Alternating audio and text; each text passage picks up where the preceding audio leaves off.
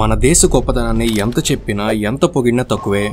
దేశంలో ప్రజలకు ఎన్ని సమస్యలు ఉన్నా కూడా ప్రపంచం ముందు మాత్రం మన దేశాన్ని మనం గొప్పగానే చూపించే ప్రయత్నం చేస్తాం. 1947లో స్వాతంత్రం వచ్చినప్పటి నుంచి అనేక రంగాల్లో అంచెలంచెలుగా ఎదిగాం. ప్రపంచంలో అభివృద్ధి చెందిన ప్రతి దేశంతో నేడు ఇండియా పోటీ పడుతూనే ఉంది. Foreign policy, science and development, research and development, trade, export, import, culture, tradition, economy, ఇలా ప్రతి ఒక్క విషయం వరల్డ్లో ఇండియాను స్పెషల్ కంట్రీగా మార్చాయి. ఇలా చెప్తూ పోతే కంట్రీ గ్రేట్నెస్ని ఎక్స్ప్లెయిన్ చేయడానికి చాలా సమయమే పడుతుంది. కానీ ఇదంతా కాయిన్కి ఒకవైపు మాత్రమే. నిజంగానే మనం నమ్ముతున్నట్టే ఇండియన్స్కి ఫారిన్ కంట్రీస్లో రెప్యుటేషన్ అనేది ఉందా? అసలు నిజంగానే ఇండియన్స్కి వెస్ట్రన్ వరల్డ్లో వాల్యూ ఉందా అంటే మాత్రం కాస్త ఆలోచించాలి. జనవరిలో రిలీజ్ అయిన హెన్లే పాస్పోర్ట్ ఇండెక్స్లో ఇండియా ర్యాంక్ 85. ఇవన్నీ కాదు, అమెరికా, ఇండియా రెండు మిత్రదేశాలను గొప్పగా చెప్పుకుంటాం కదా. కొన్ని నెలల క్రితం ట్రంప్ అమెరికాలో ఇల్లీగల్ ఇమిగ్రెంట్స్ని అమెరికా నుంచి పంపించే ముందు కనీసం మానవత్వం, మన దేశం పట్ల గౌరవం కూడా లేకుండా ఎంత దారుణంగా చేతులకి కాళ్ళకు సంఖ్యలు వేసి ఇండియాకు పంపించాడో మనం చూసాం. కాబట్టి ఇండియా ఎంత సూపర్ పవర్గా ఎదిగినా కూడా ప్రపంచ దేశాల్లో ఇండియన్స్ అంటే ఇప్పటికీ చిన్న చూపే ఉంది. ముఖ్యంగా ఇండియా అంటే ఆయా దేశాల ప్రభుత్వాలకి గౌరవం ఉండొచ్చు, కానీ ఆ దేశాల్లోని పౌరులకు మాత్రం ఇండియన్స్ అంటే చాలా చులకన భావం ఉంది. విదేశాల్లో ఉన్నవారి అనుభవాలను తెలుసుకునే ప్రయత్నం చేస్తే ఈ విషయాలు మనకు అర్థమవుతాయి. కాబట్టి అసలు ప్రపంచ దేశాల్లో ఇండియా పట్ల చులకన భావం ఉండడానికి కారణం ఏంటి? ఎందుకని ఇండియాను వెస్ట్రన్ కంట్రీస్ వారు ద్వేషిస్తున్నారు? మిగతా దేశాల్లో మన ఇండియన్స్కి ఎంత విలువిస్తారు? ఇలా కొన్ని నిజాలని మనం తెలుసుకునే ప్రయత్నం చేద్దాం. ఎమోషనల్లీ కాకుండా లాజికల్లీ ఈ వీడియోని చూడండి, మీకు చాలా విషయాలు అర్థమవుతాయి. అండ్ ఇలాంటి మరెన్నో ఇన్ఫర్మేటివ్ వీడియోస్ని మీ కొరకు తెచ్చేందుకు మీ సపోర్ట్గా ఈ వీడియోకి జస్ట్ లైక్ చేయండి చాలు. సో లేట్ చేయకుండా let's get into the video.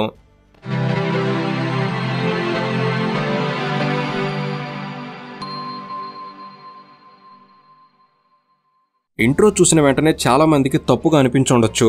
మన దేశ సంస్కృతి సాంప్రదాయాల పట్ల విదేశీయులు కూడా ఆకర్షితులవుతున్నారు. మన దేశంలో ఉన్న గుళ్లను, గోపురాలు, చారిత్రక సంపదను అధ్యయనం చేసేందుకు నిత్యం వందల మంది ఫారినర్స్ వస్తున్నారు. ప్రతి ఒక్కరు ఇండియాను గౌరవిస్తూనే ఉన్నారుగా అని చాలా మందికి అనిపించుండొచ్చు. నిజానికి ఈ ఆలోచనలో నిజం ఉంది. ఇండియాకు వచ్చి ఇండియన్ కల్చర్ ఎక్స్ప్లోర్ చేసేవారు చాలామంది ఉన్నారు, కానీ ఇండియాను అడ్మైర్ చేసేవారి కన్నా హేట్ చేసేవారే ఎక్కువ. 2024లో సోషల్ మీడియాలో ఒక పెద్ద క్యాంపెయిన్ నడిచింది. ముఖ్యంగా ఎక్స్లో పజీత్ అనే మాట చాలా పాపులర్ అయింది. పజీత్ అంటే అదేదో పేరులా అనిపించవచ్చు, కానీ ఇండియన్స్ని హేట్ చేసేవారు ఉపయోగించే మాట అది. ఈ పజీత్ పేరుతో సోషల్ మీడియాలో మీమ్స్ కూడా ఉన్నాయి. చాలా కాలంగా విదేశాల్లో ఇండియన్స్ని తిట్టడానికి, విమర్శించడానికి ఈ పజీత్ అనే పదాన్ని విపరీతంగా ఉపయోగిస్తున్నారు. కాబట్టి ప్రపంచ దేశాల్లో ఇండియా పట్ల ద్వేషం ఎందుకు పెరిగిందనే దానికి చాలా కారణాలు ఉన్నాయి. వాటిలో మొదటిది మన జనాభా.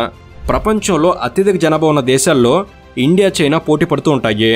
ఇప్పటికే ఇండియన్ పాపులేషన్ 140 కోట్లను దాటింది, కానీ అమెరికన్ పాపులేషన్ కేవలం 34 కోట్లు, రష్యా పాపులేషన్ 14.38 కోట్లు, 27 దేశాల కలయిక అయిన యూరోపియన్ యూనియన్ పాపులేషన్ కూడా 44.9 కోట్లు మాత్రమే.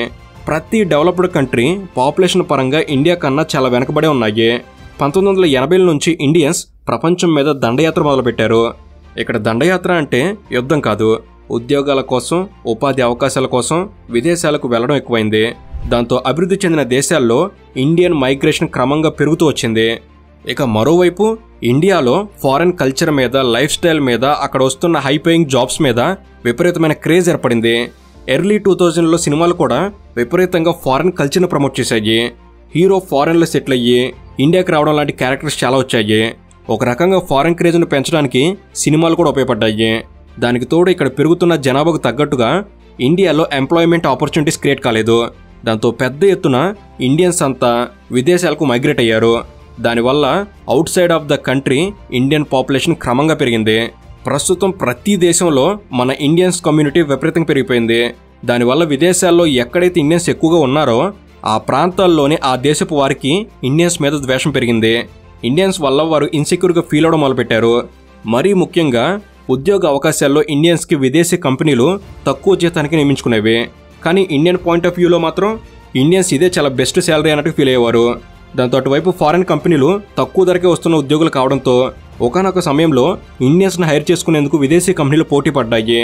దాంతో ఆ దేశంలోని ఆ ప్రజలకు ఎంప్లాయ్మెంట్ ఆపర్చునిటీస్ తగ్గుతూ వచ్చాయి. ఒక ఎంప్లాయ్మెంట్ విషయంలో మాత్రమే కాదు, ఎడ్యుకేషన్ పరంగా కూడా ఇండియన్ స్టూడెంట్స్ వల్ల అక్కడ వారికి అవకాశాలు తగ్గుతూ వచ్చాయి. దాంతో చాలా కాలంగా అమెరికా, యూకే, కెనడా, సింగపూర్ లాంటి దేశాల్లో ఇండియన్స్ మీద అసహనం పెరుగుతూ వచ్చింది.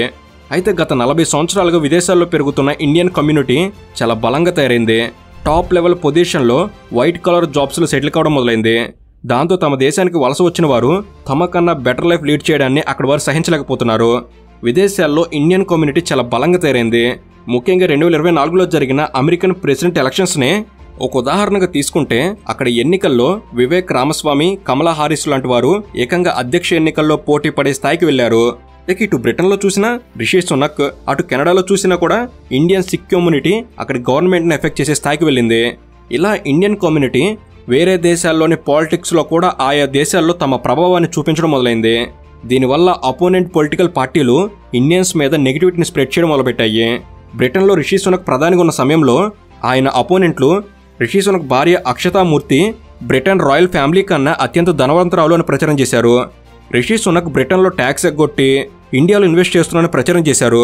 నిజానికి అక్షతా మూర్తి వెల్త్ అంతా ఇన్ఫోసిస్లో ఆమెకున్న షేర్స్ నుంచి వచ్చింది. కానీ ఈ మొత్తం ప్రచారం వల్ల ఇండియన్ కమ్యూనిటీ టార్గెట్ అయింది. బ్రిటిష్ దేశ సంపదను ఇండియాకు తీసుకెళ్తున్నట్టు చాలా మంది అక్కడ వారు భావించారు. ఇలా ఇండియన్స్ ఆరిజిన్ వ్యక్తులు ఆ దేశాల్లో పాలిటిక్స్ చేయడం వల్ల కూడా అక్కడి ప్రత్యర్థులు ఇండియన్ టార్గెట్ చేస్తున్నారు. దీని ఎఫెక్ట్ అనేది ఎంటైర్ ఇండియన్ కమ్యూనిటీ మీద పడుతుంది.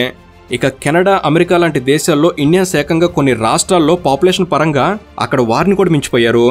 అమెరికాలోని టెక్సస్ లాంటి స్టేట్లో ఇండియన్ పాపులేషన్ చాలా పెరిగిపోయింది. డల్లాస్ లాంటి నగరం పూర్తిగా ఇండియన్ సిటీగా మారిపోయింది.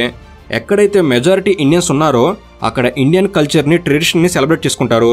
మన ఇండియన్ కల్చర్కి వెస్ట్రన్ కల్చర్కి చాలా తేడా ఉంటుంది. మన కల్చర్ని, మన ట్రెడిషన్ని అక్కడ వారి ముందు గొప్పగా ప్రదర్శించడం వల్ల అక్కడ వారికి ఇండియన్స్ పట్ల చిన్నచూపు మొదలైంది. విదేశాలకు వెళ్లిన ఇండియన్స్ ప్రవర్తన కూడా విదేశాల్లో ఇండియా పట్ల ద్వేషం పెరగడానికి కారణం. ప్రతి చిన్న విషయంలో ఇండియన్ బిహేవియర్కి, వెస్ట్రన్ బిహేవియర్కి చాలా తేడా ఉంటుంది. ఉదాహరణకి టాయిలెట్ పేపర్ విషయాన్ని తీసుకుంటే ఇండియన్స్ టాయిలెట్ పేపర్ యూజ్ చేయరు, కానీ వెస్ట్రన్ కల్చర్లో వారు టాయిలెట్ పేపర్ని ఉపయోగిస్తారు. ఇండియన్స్ డైరెక్ట్గా చేతు క్లీన్ చేసుకోవడాన్ని వెస్ట్రన్ పీపుల్ అన్హైజీనియక్గా భావిస్తారు. ఈ విషయంలో ఇండియన్స్ని చాలా హేళన చేసి మాట్లాడడం వెస్ట్రన్ పీపుల్కి బాగా అలవాటు. ఇండియన్స్ డ్రెస్సింగ్ స్టైల్ని కూడా వెస్ట్రన్ ప్రపంచం హేళనగా చూస్తుంది. వెస్ట్రన్ పీపుల్ ఖచ్చితంగా కాళ్ళకు షూ ధరిస్తారు. మన దేశంలో మాత్రం ఎక్కువ మంది చెప్పులు వేసుకుంటారు. దీన్ని కూడా వెస్ట్రన్ పీపుల్ చులకనగా భావిస్తారు. ఫ్రీక్వెంట్గా ఒకే జత షూ వేయడం కూడా అక్కడ వారికి నచ్చదు. పర్ఫ్యూమ్స్, లిప్స్టిక్స్ లాంటివి చాలా మంది ఇండియన్స్కి అలవాటు ఉండవు. ఇలా పర్ఫ్యూమ్స్, లిప్స్టిక్స్ లేకుండా కనిపిస్తే ఆటోమేటిక్గా వెస్ట్రన్ పీపుల్ చులకనగా చూస్తారు. ఇవి మాత్రమే కావు, తినే సమయంలో డైరెక్ట్గా చేత్తో తినడం, ఫోక్ లేదా స్పూన్స్ లాంటివి యూజ్ చేయడం లాంటివి కూడా వెస్ట్రన్ పీపుల్కి ఇండియా పట్ల చిన్నచూపుకు కారణం.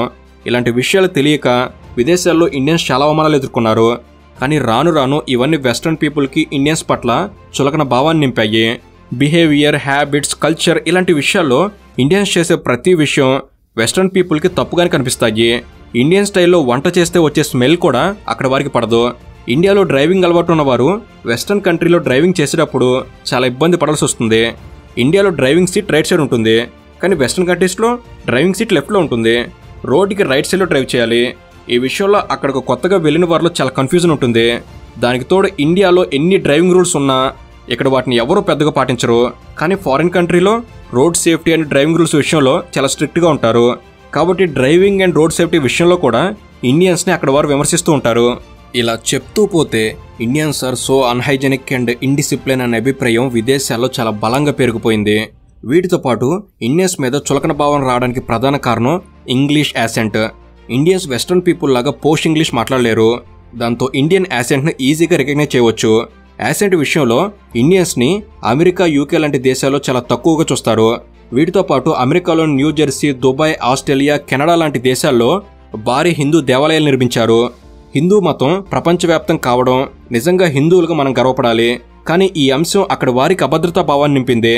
చాలా దేశాల్లో ఇస్లామాఫోబియా అనే మాట చాలా పాపులర్. అంటే ముస్లిం పట్ల భయం, అభద్రతా భావం ఉంటే ఈ మాటను ఉపయోగిస్తారు. ఇస్లామాఫోబియా తరహాలోనే హిందూ ఫోబియా అనే మాటను కూడా ఈ మధ్య విపరీతంగా ప్రచారం చేస్తున్నారు. విదేశాల్లో పెరుగుతున్న ఇండియన్ కమ్యూనిటీ హిందూ మతం పట్ల అక్కడ వారు ఏ స్థాయిలో ఆలోచిస్తున్నారో అర్థం చేసుకోవడానికి ఇది ఉదాహరణ.